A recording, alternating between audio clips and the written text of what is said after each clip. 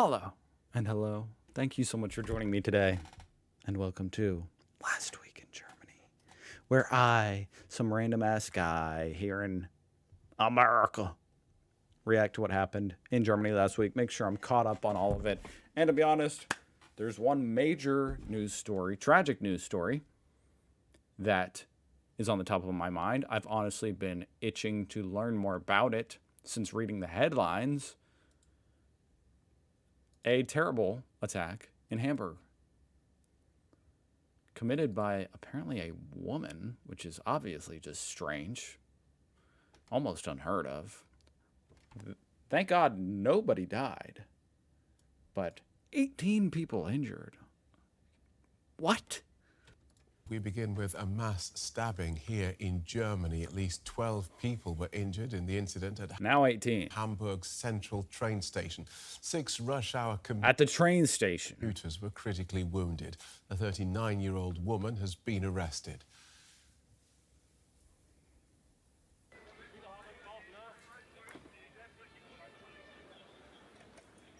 We can get more from our political correspondent. And I mean, you guys have really, honestly, incredible privacy laws that I honestly really support.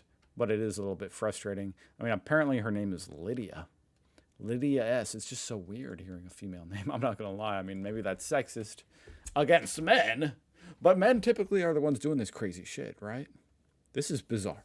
Correspondent Simon Young. Welcome, Simon. What happened? Well, Phil, this attack took place, as you've said, at Hamburg's main rail station. That's right in the centre of the city, and it's a key transport hub where, incidentally, the carrying of weapons, including knives, is banned. Now, this happened around 6 o'clock this evening. It appears to have been an indiscriminate attack that took place on a platform. Now, there have been reports of up to 17 people injured, with up to 6 in critical condition, as you mentioned. But police in Hamburg have been saying this evening that the precise number of injured is not yet finally determined, but certainly that several people have been critically injured and obviously are receiving medical. Damn. That's really upsetting. Because honestly, even though there's no deaths, it's not all just, oh, yeah, everything's fine. It's, some people might have been permanently injured by this, which is devastating for those people. Medical care in hospital.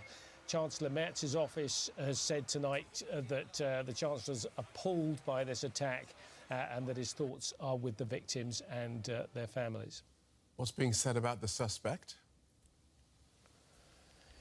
Right, police have said that they have arrested a 39-year-old woman at the scene who appeared not to offer much resistance. They say that it appears that the suspect acted alone. An intense investigation, of course, is now underway to discover any motive. But the police spokesman did say that they are focusing or looking into the possibility that she was psychologically disturbed. They say that at this time there's no indication of a political motive behind this attack. OK, thank you for that, Simon. DW correspondent Simon Young. It's hard to imagine she wasn't psychologically disturbed. It's scary that she was able to injure so many people. I guess it's just so crowded. I mean, I've never been to a train station. I guess it's kind of similar to like an airport. Well, my heart goes out to anybody, all the victims, and I hope they all make a full, speedy recovery. Now, as far as, the top posts this week, let's see. Administrative Court, cookie banner must contain reject all button. What? Okay, what about this banner? What the heck is this? How ironic, I have to figure this one out just to read the article. I guess I agree. It's interesting, these laws always come out of Europe. Everything to do with cookies on the internet comes out of Europe. You used to not even get the option what you wanted to do with your cookies, but thanks to you guys, Now on every website, there's like a pop-up on what you want to do about the cookies, which is, I think that's a good, it's a little bit annoying, but I think it's good for privacy reasons. And having a reject all button, hell yeah. That's the button I'm always looking for. They usually try to hide it, or they don't even seem to have it on some of them. It just says, accept necessary cookies. So I'm in favor of this. Screw your cookies. As a Lithuanian, I have to thank you for being true allies, my dear Germans. I saw a headline that Germany was deploying troops to another country for the first time ever. I assume based on this, it was Lithuania. Could be wrong. That's an assumption I'm making. I did see that headline, though. Germany deploys permanent troops beyond its borders for the first time. Lithuania. Well, that's cool. That's always nice to be welcomed with open arms, right? As far as like military. That's cool.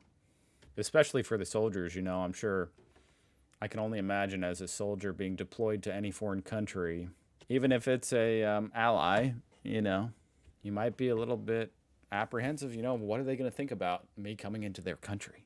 Well, look at that. Another post about it. A bus welcoming soldiers. LTU loves Deutschland. That's awesome. Been living the Germany experience, and I can't do it anymore. The Germany experience. There was a discount on asparagus, and my family literally stocked it. We've only been eating asparagus for a week now. Baked asparagus, asparagus omelet, asparagus pasta, asparagus soup, asparagus salad, asparagus toast, asparagus pizza. Ew. Steak with asparagus. That sounds pretty good. I'm losing my mind. So evidently it's asparagus season, folks. And major shout out to Germany for single-handedly keeping the asparagus industry alive and well.